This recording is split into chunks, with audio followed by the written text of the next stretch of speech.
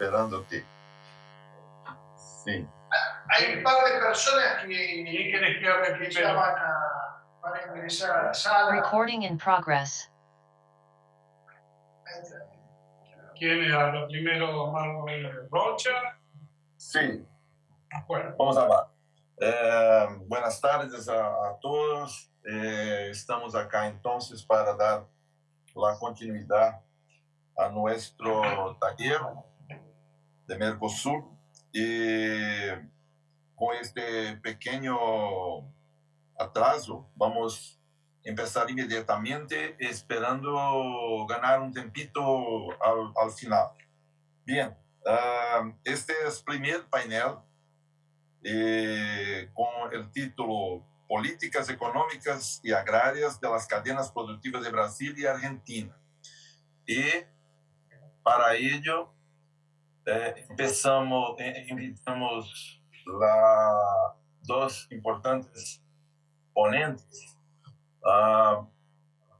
Dr. Ellington José Rocha, que es ingeniero agrícola de la Universidad Estadual de São Paulo, representante del Ministerio de la Agricultura, Ganadería y Abastecimiento en Plan Nacional de Producción y Consumo Sostenible en 2011 y es actual coordinador general de las cadenas de las cámaras sectoriales y temáticas del Ministerio de Agricultura, Ganadería y Abastecimiento, suministro de Brasil, a quien agradezco mucho la oportunidad de estar aquí con nosotros, Dr. Wellington. También vamos a oír las palabras de profesor José Alberto Pierri, que es director de ProINCRA, copartícipe de ese proceso de ese taller, que es importante investigador de granos y de la comercialización en Argentina. Bien, para no extender el tiempo, voy inmediatamente pasar la palabra para el doctor Ellington para que nos brinde con tus palabras, diciendo que tenemos en torno de alrededor de 20 minutos para cada, para que tengamos tiempo para preguntas y comentarios de los oyentes. Por favor, doctor Ellington. Gracias. Buenas tardes, ¿están a me oír? Yo voy a empezar inmediatamente para la presentación que tengo acá. Voy a compartirla. Sí, ¿ya está? Perfecto. Sí. ¿Ya? Bueno, sí, perfecto. Nosotros vamos a hablar acá del Consejo Nacional de Política Agrícola, donde hoy estoy a trabajar. Tengo 40 años de Ministerio de Agricultura, en casi todas las áreas pude actuar. Acompañé la Asamblea Constituinte de 1988, entré en el Ministerio en 83. Esta Constituinte promovió un gran debate sobre el modelo de desarrollo rural. Este debate sirvió de base para un acuerdo político que creó la Ley Agrícola del 91, que esta ley ordenó todos los marcos regulatorios o gran parte de los marcos regulatorios para el desarrollo rural del Brasil. Pero la gobernanza fiscal y otras cuestiones han mutilado gran parte de este modelo. Los programas de ingresos mínimos y apoyo a los pequeños y medianos productores corrigieron parte de los efectos distorsionados de los mercados de alimentos, alimentos para animales, piensos, agroenergías y materias primas agrícolas.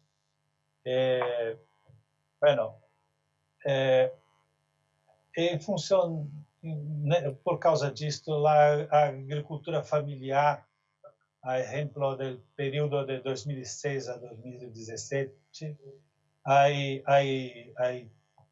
diminuído em termos de personal ocupado em área e número de estabelecimentos. A agricultura não familiar absorveu una parte muy pequeña de esto. Entonces es un modelo nítidamente exclusivo que hace una exclusión de los pequeños por cuenta de las distorsiones naturales de todos los mercados.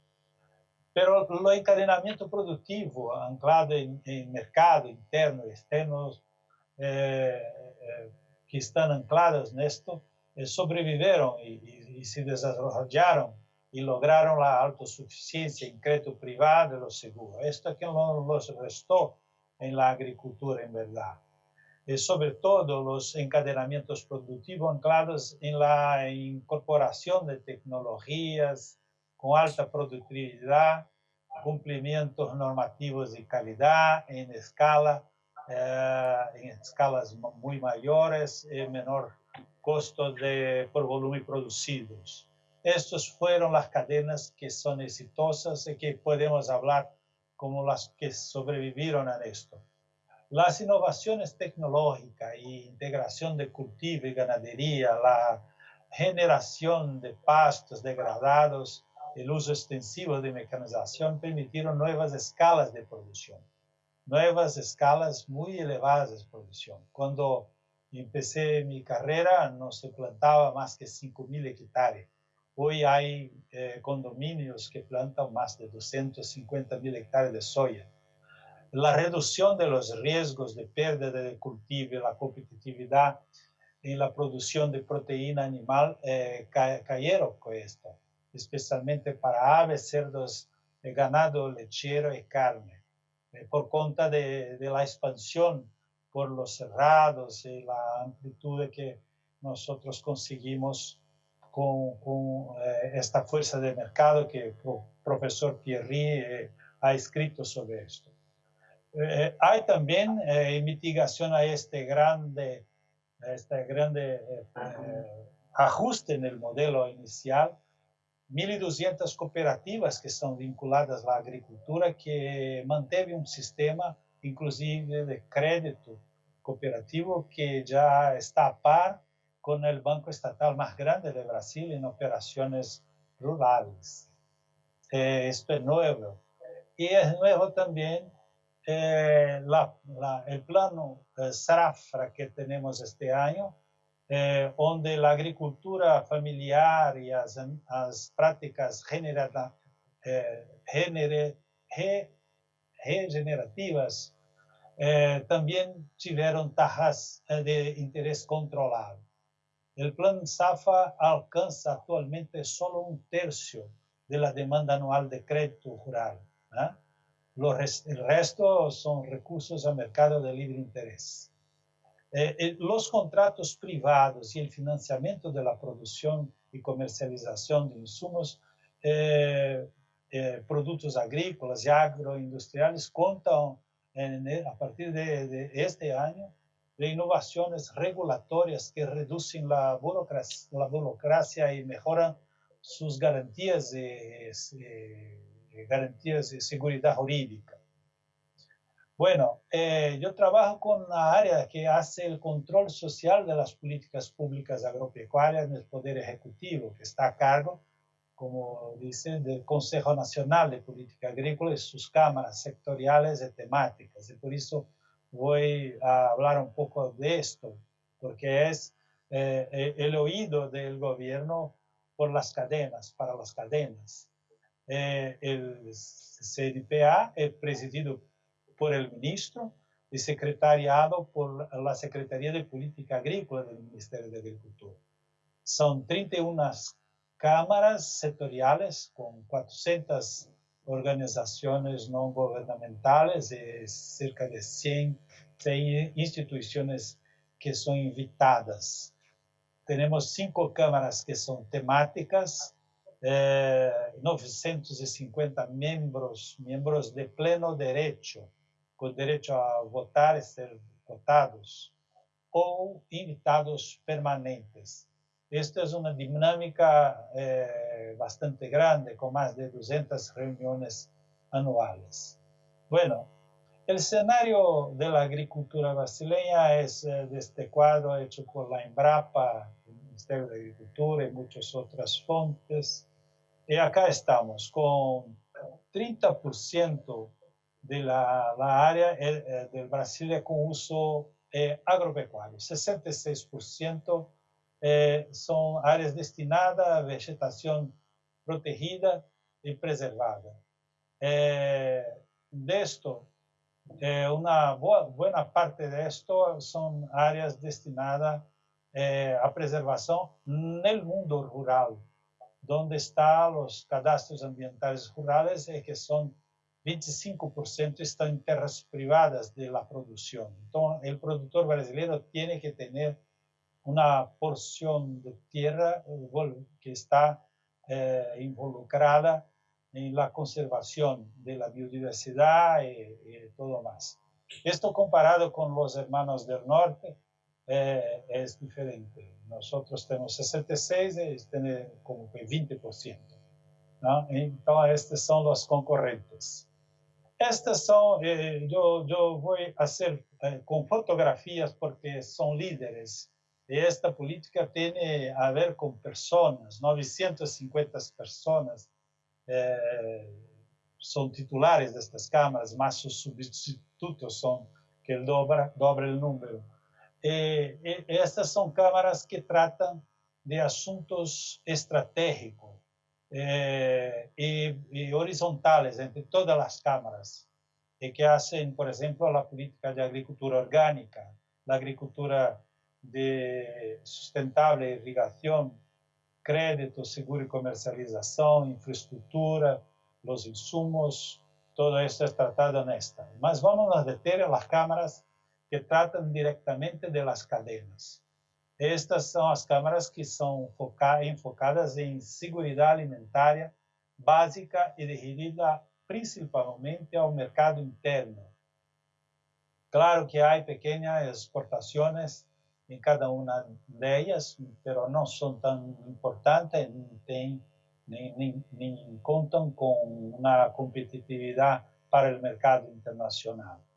Rápidamente, para arroz, destacamos que tenemos un equilibrio entre importación y exportación.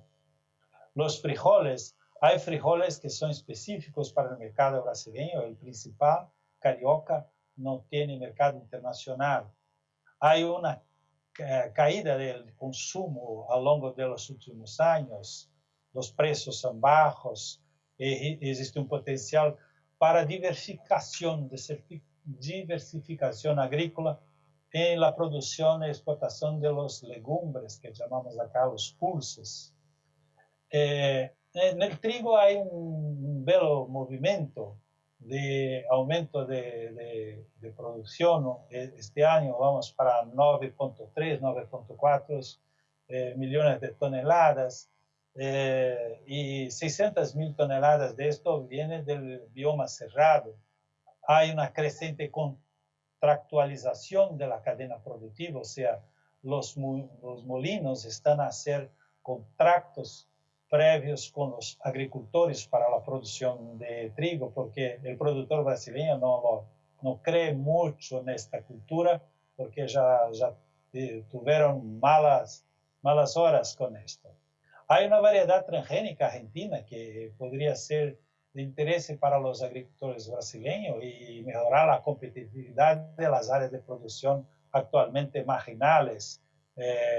Acá llamamos de trigo Messi, porque nos lembra la soya Maradona de RR y estamos sobre el riesgo de una introducción ilegal. Esto es un motivo de mucha preocupación. Pero el trigo transgénico está aprobado para el consumo del consumidor brasileño, pero no está aprobado para el cultivo del agricultor.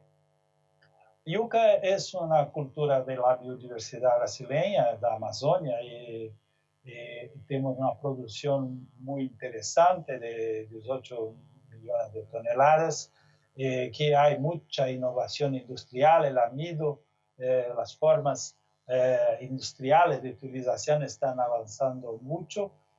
Hay una creciente contractualización también en las cadenas y muchos problemas climáticos en las dos últimas safras, pero Esta es una cadena que está yendo muy bien.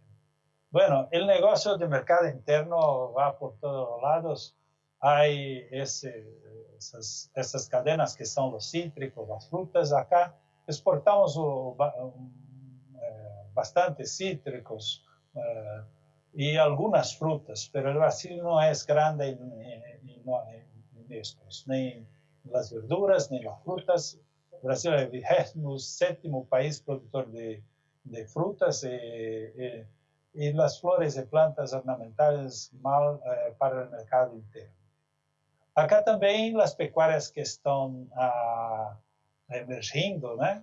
La mascotas, la Cámara Sectorial de Mascotas es importante económicamente porque el subproducto de los cárneos generan insumos para la fábrica de alimentos para animales mascotas. Esto está creciendo. Hay potenciales muy interesantes en cabras, equídeos. Los equídeos son muy decadentes, los mieles son exportadores muy pequeños. Y hay cadenas que son para nuestras fiestas, son las cadenas que están voltadas al consumo, un consumo interno también. La cachaza, la hierba mate, donde exportamos para Uruguay y Argentina. La cerveza somos exportador, somos player importante en cerveza en el mundo. Tabaco, el Brasil era los mayores exportadores de tabaco desde 93. Vinos y derivados, hacíamos acá una cosa muy parecida con vino y que se debe también.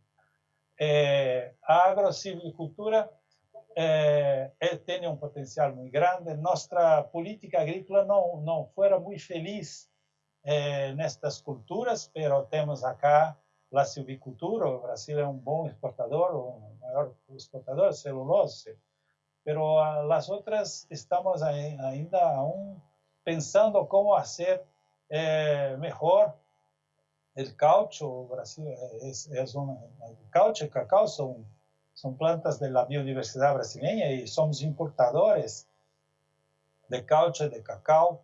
Y las fibras son la pobreza rural en el mundo, ¿no? Excepto la silvicultura. Esto no es una historia de suceso, las fibras naturales.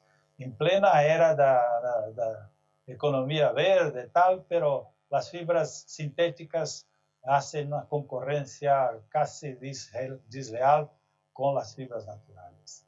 El biocombustibles, tenemos cadenas que son bien organizadas, están a crecer muchísimo. El arco de maíz, el arco de caña de azúcar está estabilizado. Aceite de palma es una cadena muy emergente para las áreas que son degradadas de la Amazonía.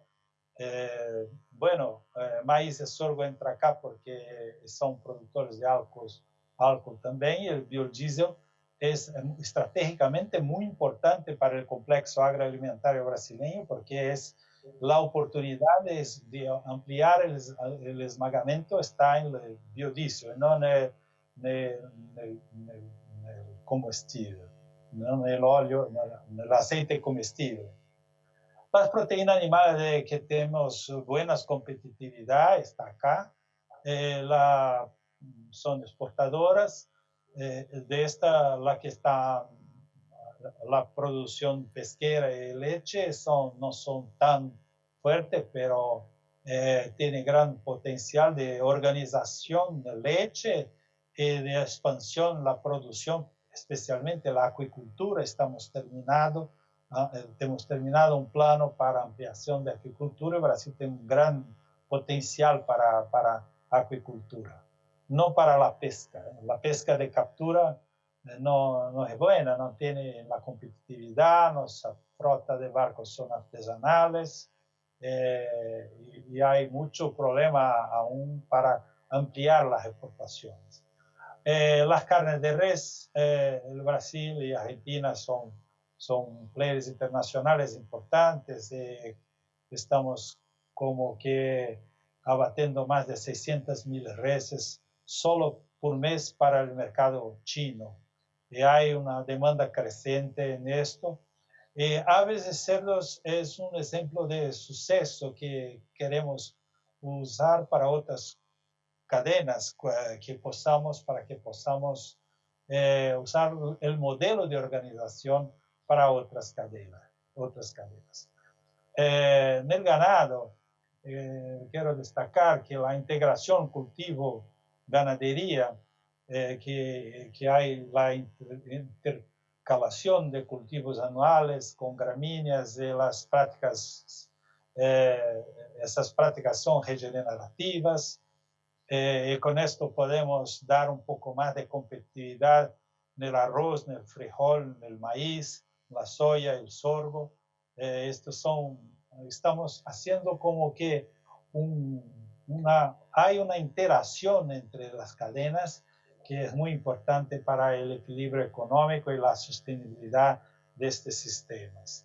Entonces, pastos degradados, y los tenemos hasta los 100 millones de hectáreas, que podemos expandir la cultura de granos en estas áreas, de 30 a 100 millones de hectáreas. Esta es la verdadera frontera agrícola del Brasil.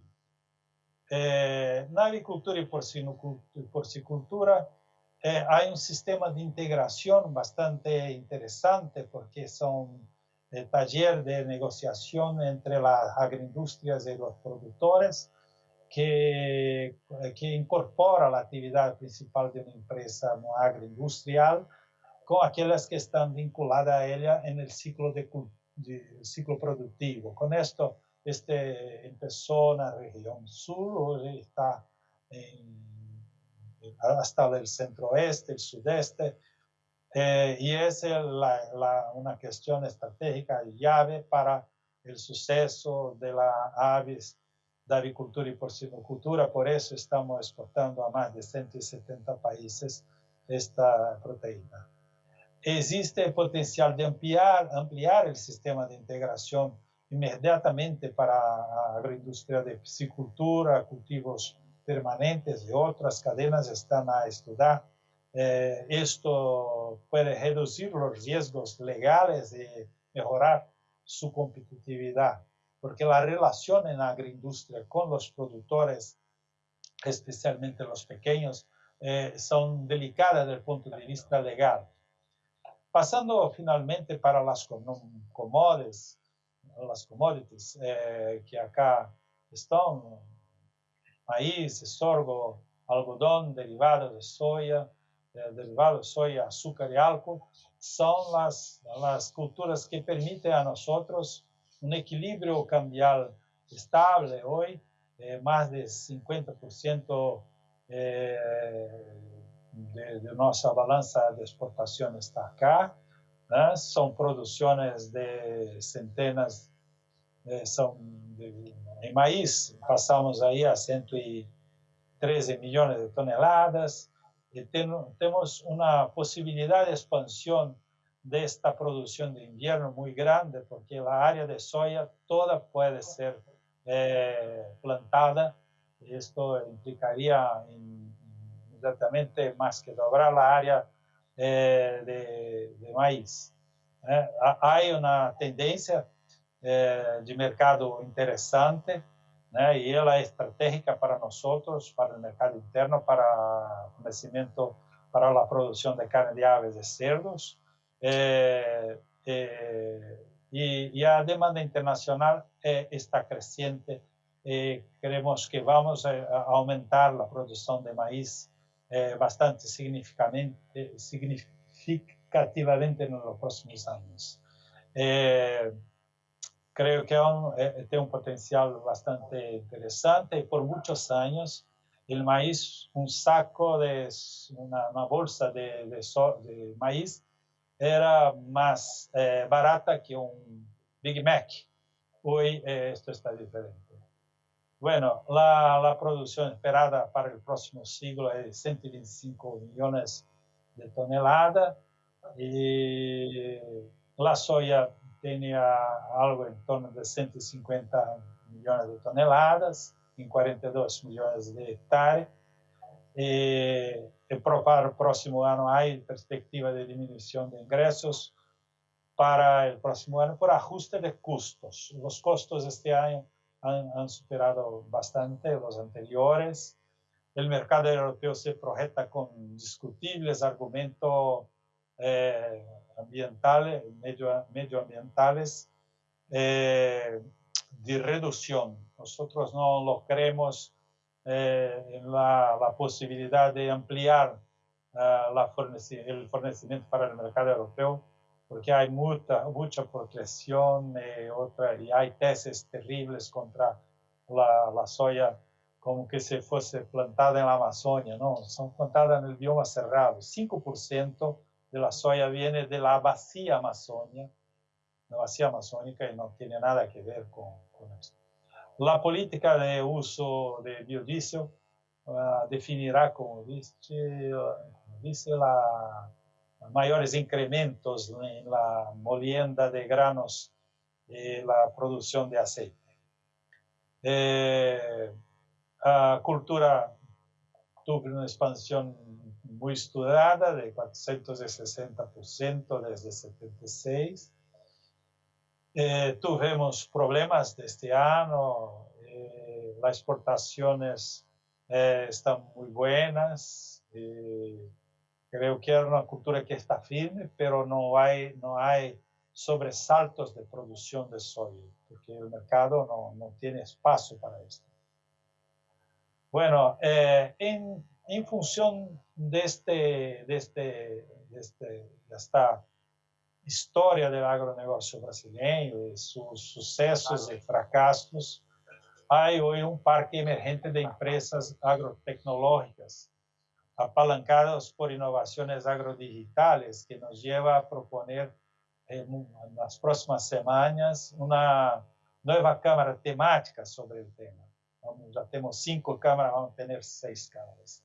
Esta nueva generación de empresas cuenta con diversas formas de servicios de apoyo y sistema de información geográfica, nuevos fondos de inversión verdes o convencionales, apoyo a servicios ambientales de bonos de carbono, producción de agua, biodiversidad, remuneración por biodiversidad, marketplace y otros servicios digitales. Hay cambios también importantes en el modal ferroviario que conectará los puertos de Maranhão a la red de región sur y sudeste en el próximo año. Ya empezamos a hacer esto.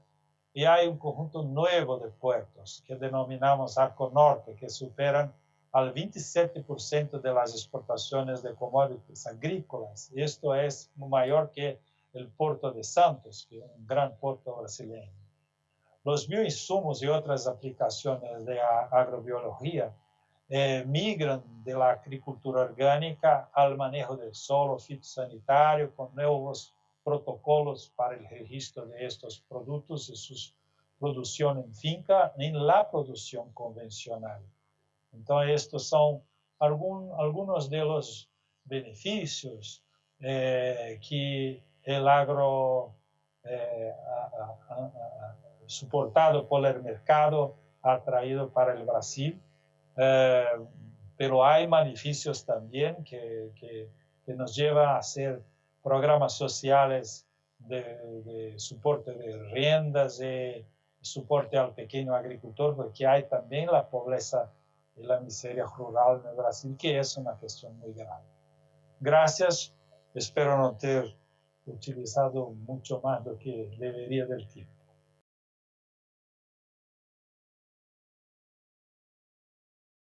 Profesor Pierri, por favor. Muchas gracias, Eric. Buenas tardes. Bueno, como dice Mauro, es difícil en 20 minutos explicar toda una posición. En todo caso, luego esto se supone que se va a publicar y ahí tendrán más evidencia. ¿Por qué? Porque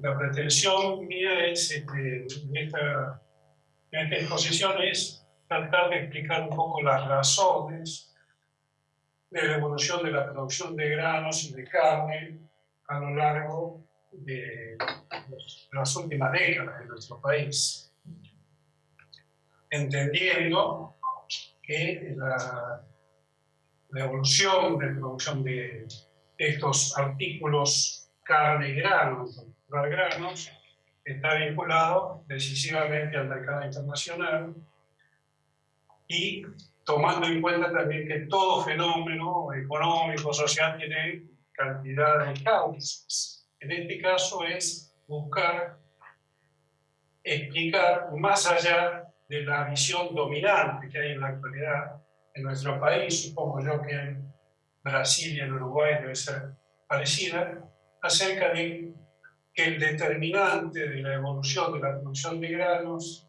tiene que ver con el funcionamiento del mercado, el mecanismo del mercado interno dentro del país y del libre mercado en el mercado mundial.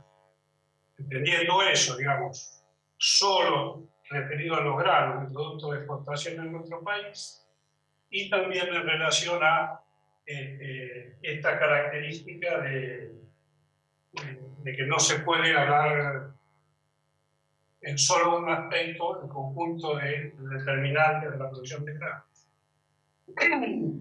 Pasar a la primera, por favor.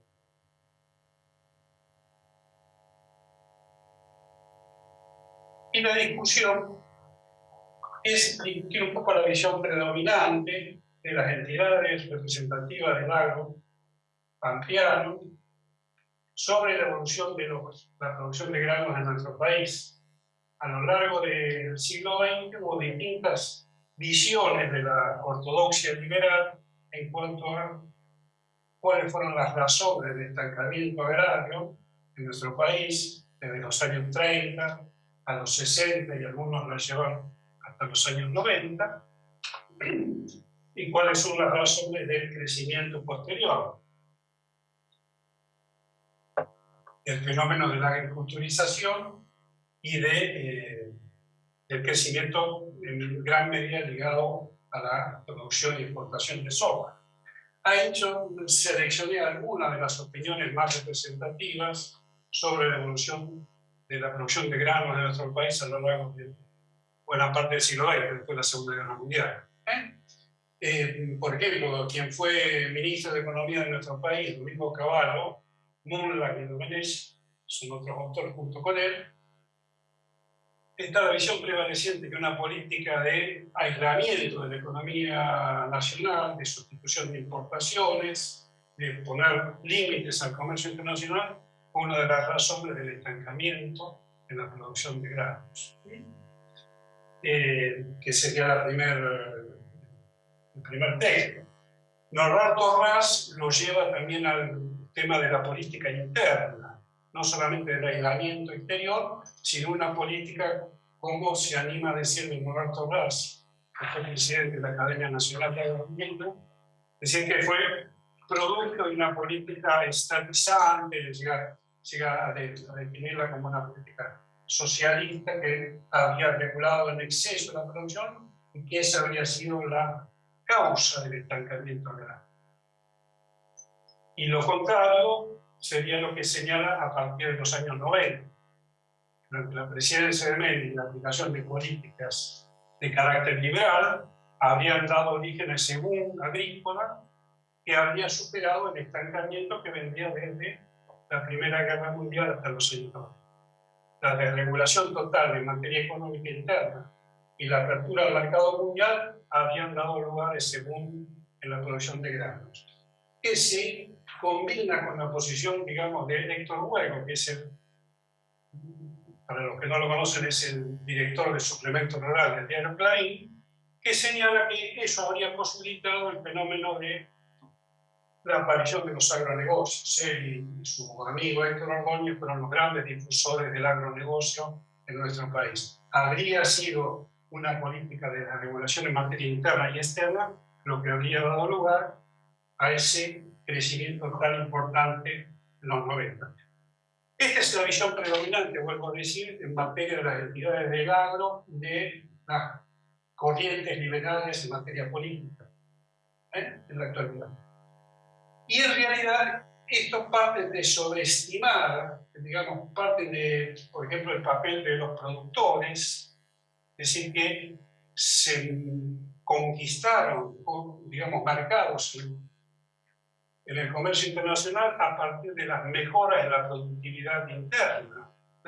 Habría sido ese el camino. Mejorando la productividad interna se habrían mejorado el acceso al mercado mundial. Bueno, esta visión que históricamente no me satisface me llevó a buscar qué tipo de alternativa, pero hace años que estamos en esto, qué encuadre teórico se puede utilizar para explicar cuáles fueron el determinante principal o uno de los determinantes principales de la evolución de granos en nuestro país.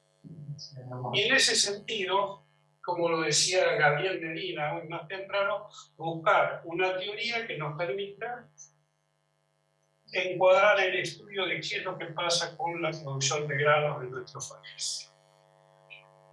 En ese sentido, si querés, pasamos a la siguiente. Me propuse, digamos, si bien hay críticas de diverso tipo a este enfoque que viene desde el marxismo a comienzos del siglo XIX, acerca del tema del control de los países, pero en el caso de América Latina, la teoría que se contrapuso al enfoque liberal en materia económica, como lo que todos sabemos, es el enfoque de la teoría de la dependencia, que en la década del 60 fundamentalmente propagandizaron Cardoso y Fadento en su país, que toman un poco las ideas, tienen muchos puntos de contacto con el deterioro de los términos de intercambio de Prebisch, que ya la había formulado en los años 30, que las llevan a un punto mayor al estudio de la dependencia. Bueno, en el caso de Cardoso y Fadento,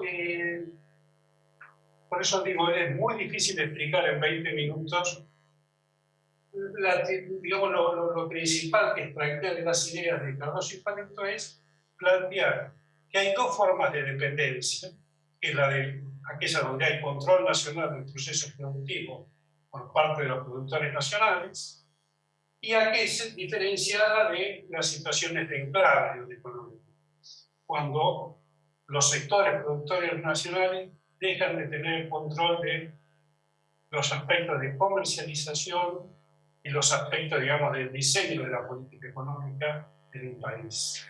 Eso es el planteo de Cardoso Fadento en los años 60 y hasta el 70. Lamentablemente, los máximos difusores de la teoría de la dependencia, Cardoso, una vez que llega a la presidencia de Brasil, apura de su teoría. Y en términos generales, en todo el ámbito de la teoría económica, después de los 70 y de la regulación económica, pasa a ser, digamos, una teoría descartada. Digamos, estaba pasada de moda la teoría de la dependencia. Sin embargo, yo creo que encuadrar la teoría de la dependencia para el estudio del presente agrario, el presente de la producción de granos, es muy útil, porque nos da, digamos, elementos para estudiar. Está citado una visión extrema de la teoría de la dependencia que de Andrés Gundler-Frank. Todos ustedes deben conocer el teórico marxista, troquista, que llegaba, digamos, a un planteo, hay 20, 30 distintas planteos de la dependencia. En el caso de Andrés Gundler-Frank, diría, la situación de dependencia es imposible de superar si no es por un cambio económico-social, por una revolución. Creo que eso todos lo debemos conocer. Y en cambio el planteo de Cardoso Fadento era que los cambios de esa relación de dependencia, sobre todo en la primera condición, que es la de control nacional del proceso productivo, era posible entre una alianza entre el Estado y la burguesía nacional de cada país. Eso podía dar origen a la ruptura de la relación de dependencia.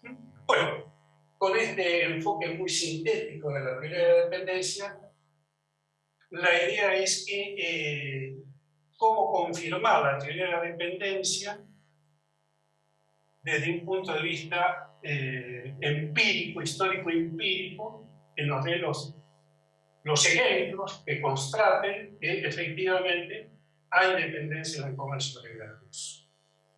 Ese es un poco el planteo que me propuse, en tanto que la teoría de la dependencia formulada por Cardoso y Faleto, en su formulación, fue una formulación de tipo teórica, no tiene contrastación con datos empíricos, con datos estadísticos. Ese es uno de los aspectos que se discuten en la teoría de la dependencia. Bueno, en ese sentido yo traté de enumerar cuáles son un poco las características esenciales de la teoría y, bueno, después nos servirán para ver si se constatan o no en la producción de granos en nuestro país. Digamos, señala la relación asimétrica de poder, subordinación entre la dimensión económica, política y cultural que determinan relaciones comerciales entre los países. Esta condición es claramente visible en la relación de nuestro país con los principales países que controlan el comercio de granos en el mundo y que son importadores de granos. Sujeción de las compras de sus exportaciones por parte de las naciones más desarrolladas, que con sus decisiones condicionan las exportaciones de partes del país. Característica del país dependiente como proveedor de recursos naturales y de mano de obra barata.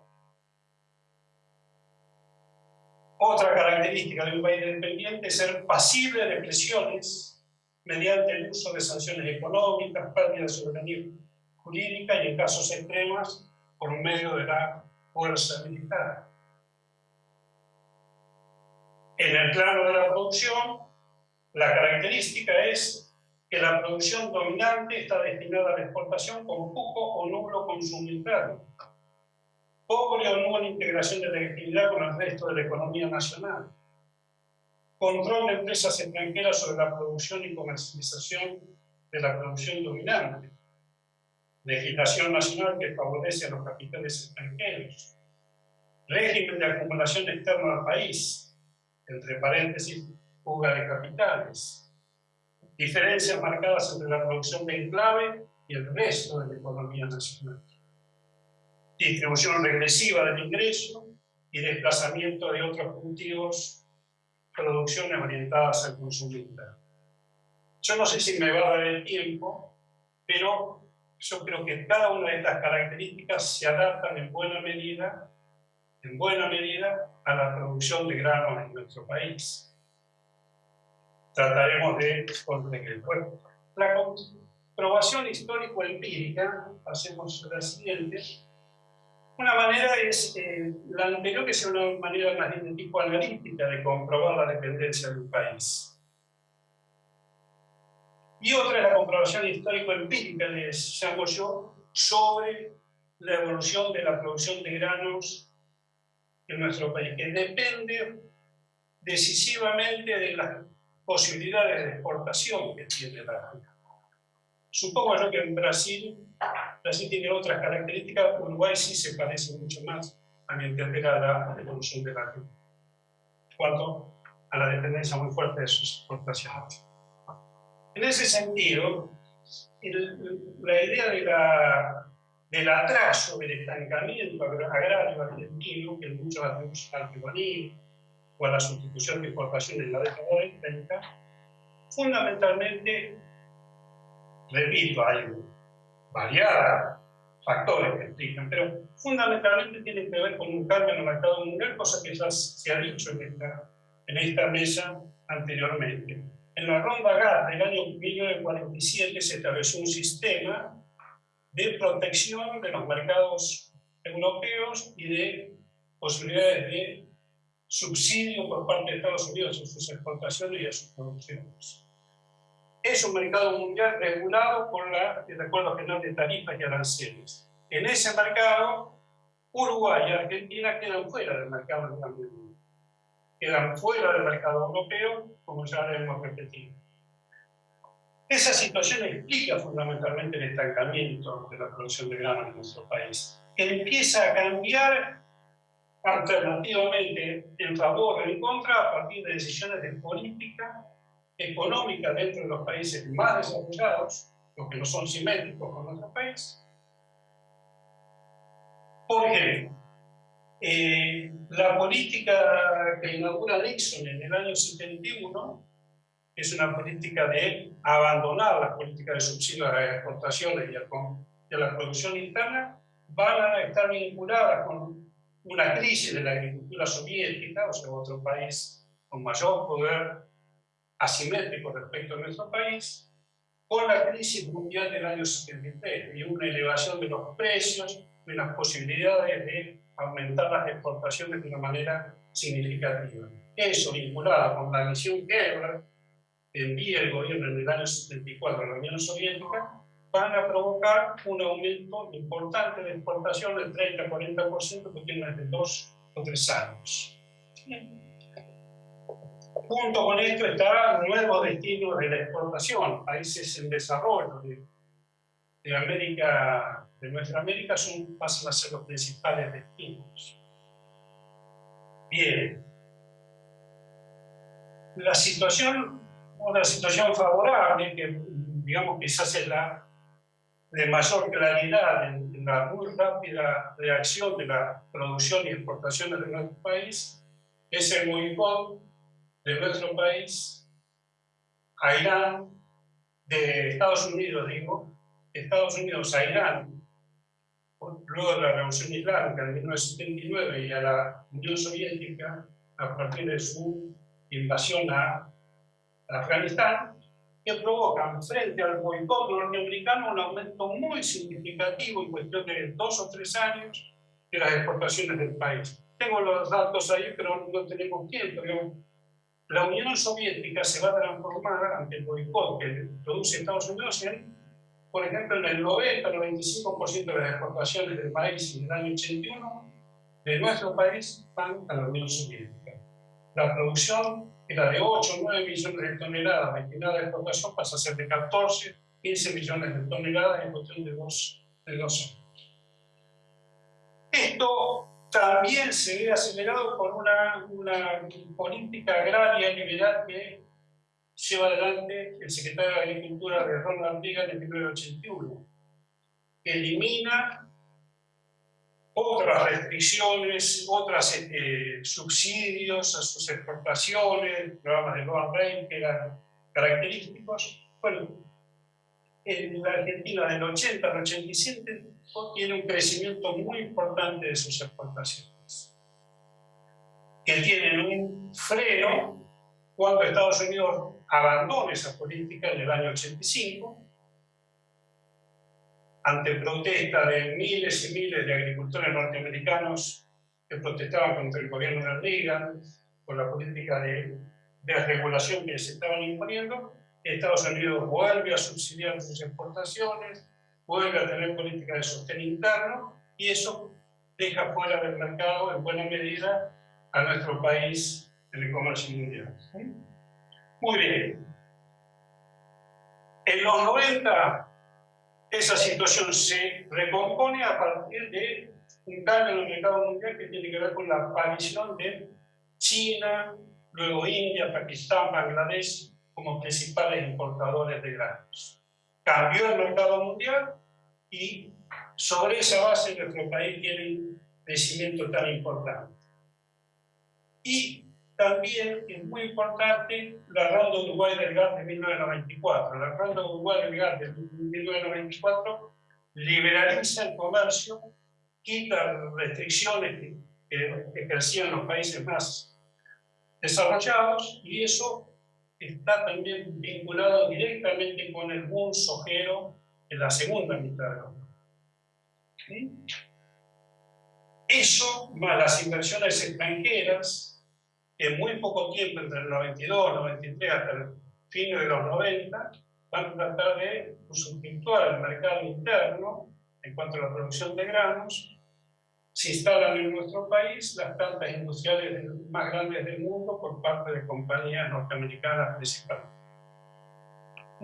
Un nuevo mercado mundial, un crecimiento extraordinario en materia de producción de granos y particularmente de soja, que es alentado por el Estado, con la creación de la hidrovía, con el cambio de la legislación sobre puertos industriales, con la aprobación antes que en otros países del mundo de la soja genéticamente modificada. El Estado también es determinante sobre el boom agrícola a partir de este momento. Y una cosa que señalo aquí, que luego trataré de explicar, no sé si tenemos tiempo, pero que sí, es que este boom agrícola coincide en el tiempo con el estancamiento ganadero. El estancamiento ganadero que se arrastra desde los años 40, 50 y que va a llegar hasta cuando nuestro país es declarado libre de aftosa con vacunación en el año 97, luego vuelve a haber un brote aftoso y recién sobre el 2010 va a volver a ser nuevamente país libre de aftosa con vacunación, como es hasta la actualidad. Esa dicotomía entre una producción agrícola que va en constante aumento, crece ininterrumpidamente con el estancamiento ganadero, contradice la idea de los productores que realizaban mayoritariamente la producción mixta. Hasta los años 60, el grueso de las explotaciones del agropampeano era producción mixta, agrícola y ganadera. ¿Cómo fue que productores que fueron schumpeterianos, emprendedores en materia agrícola, no lo fueron en ganadería? ¿Por qué fue? Bueno, simplemente porque el mercado mundial le dio otras opciones que no lo tuvo en la ganadería en nuestro país por ser integrante del mercado de carnes con lactosa. Es el mercado de carnes de menores precios y que tiene una evolución de menor dinamismo. Y otro elemento que menciono acá, que sirve como para entender, es el boom sojero, el gran crecimiento en las exportaciones y en la producción, se da no solamente en la Argentina, se da en Uruguay, se da en Brasil, se da en Paraguay. Es que de repente todos los productores de todos estos países se volvieron emprendedores, obtienen o están movidos por el cambio en el mercado mundial y por un mercado que habilita al crecimiento sostenible. Un mercado como el de soja, que hasta los años 60 o 70 estaba dominado casi monopólicamente por Estados Unidos. Estados Unidos hasta la década del 70 exportaba el 70-80% de los granos de soja del mundo. El cambio en el mercado mundial es el que provoca esta situación. Bueno, esa sería un poco, repito, ya tenemos que cortar, sería un poco la razón, una comprobación histórico-empírica de la teoría de dependencia. Dependencia en cuanto a las compras del país, decisiones de política económica o de política estrictamente política que dejan fuera o permiten el ingreso de nuestro país al comercio. Volviendo al... por favor. Bueno, un poco aquí desde el punto de vista analítico,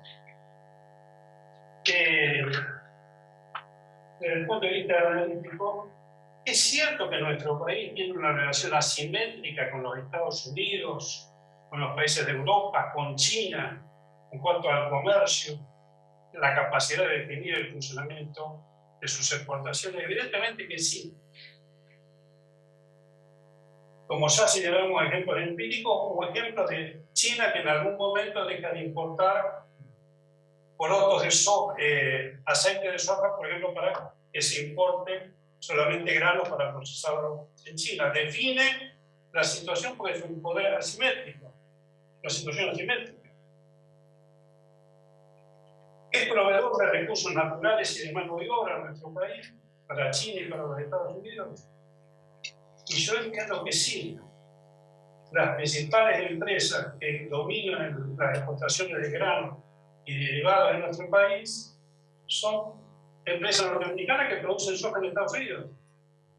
Si se ubican en nuestro país, en Brasil y en Uruguay, son porque tienen beneficios de recursos naturales y de mano de obra.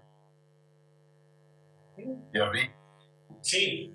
3 minutos, ¿sí? Bueno, vamos a terminar. Bueno, y cada uno de estos aspectos, se los podría tratar de explicar uno por uno, son, digamos, se pueden contrastar con la realidad de nuestro país en la producción de granos. Bueno, desde ese punto de vista, repito, lamentablemente no tenemos tiempo para explicar punto por punto cada uno de estos que estamos señalando. Pasemos a las consideraciones finales.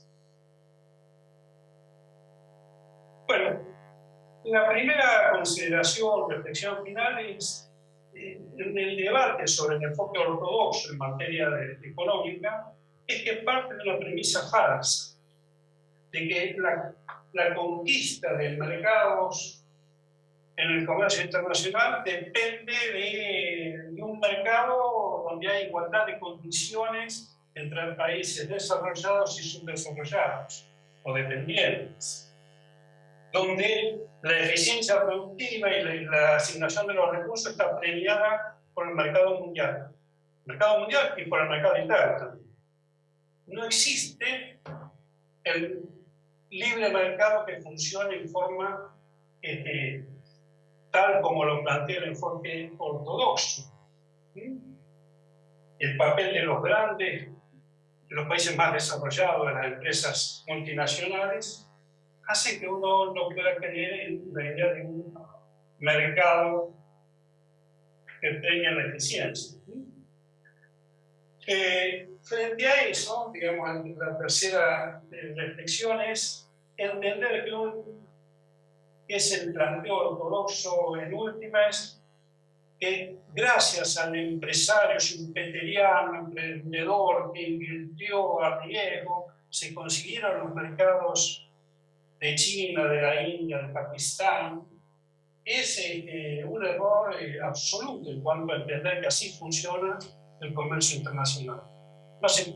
No es un productor la suma de miles de productores que invirtieron a riesgo los que van a conquistar el mercado internacional. Seguramente, si no hay eficiencia productiva, no se va a conseguir, pero depende de otros factores, muchísimo más importantes. Era hasta ridículo el planteo de que es un productor invirtiendo el que llega a conseguir, digamos, mejoras en el acceso al mercado mundial. Bueno, pasemos a la siguiente. Bueno, ya dijimos esto de que la producción mixta, que era la usual entre distintos productores, la mayoría de los productores, no se ve la misma eficiencia en ganadería que en agricultura. Se abandona la ganadería, la mayoría de los productores, medianos y pequeños, y todos suplantan por la agricultura, que es el que tiene un mercado más dinámico, de mejores precios. En cuanto a la política de liberalización del comercio como causa de los crecimientos de la producción en nuestro país, también es falsa.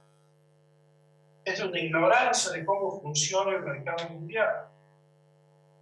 En nuestro país, desde los 80, con gobiernos de distintos signos, signo liberal, signo de apropiación de renta por parte del Estado, nuevamente gobierno liberal, nuevamente periodo de apropiación de la renta por parte del Estado y de la regulación, con los distintos gobiernos hubo récord de producción, sucesivamente. A los récords de producción con los militares, le sucedieron récord de producción con Alfonsín, le sucedieron récord de producción con Menem y le sucedieron récord de producción con Kirchner. Los mayores récords de producción entre el 2003 y el 2015 se producen en un momento donde el Estado está perdiendo entre el 3% de las exportaciones de soja. Muy bien. Seguramente, una cosa más y ya terminamos. La situación de dependencia de hoy no es la misma que en la década del 30, 40, cuando la estudiaban Falén y Cardoso. Hoy la dependencia de nuestros países está ligada a otros aspectos, a la desregulación financiera mundial, al endeudamiento externo, a la pérdida de soberanía jurídica, CIAR, arbitrajes en el CIAR y el Fondo Monetario. Esa es la pérdida de soberanía y uno podría decir, bueno, esa es la dependencia que hay, que tiene otro signo que en la década del 40, del 50.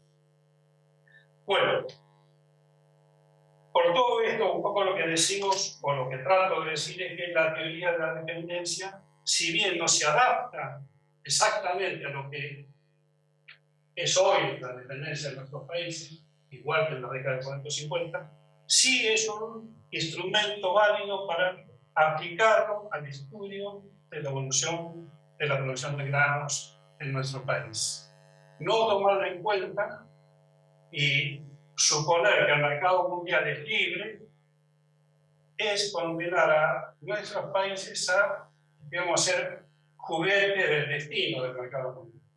Si no es con participación del Estado, como tratamos de decir en la última reflexión, el destino de nuestros países es muy incierto.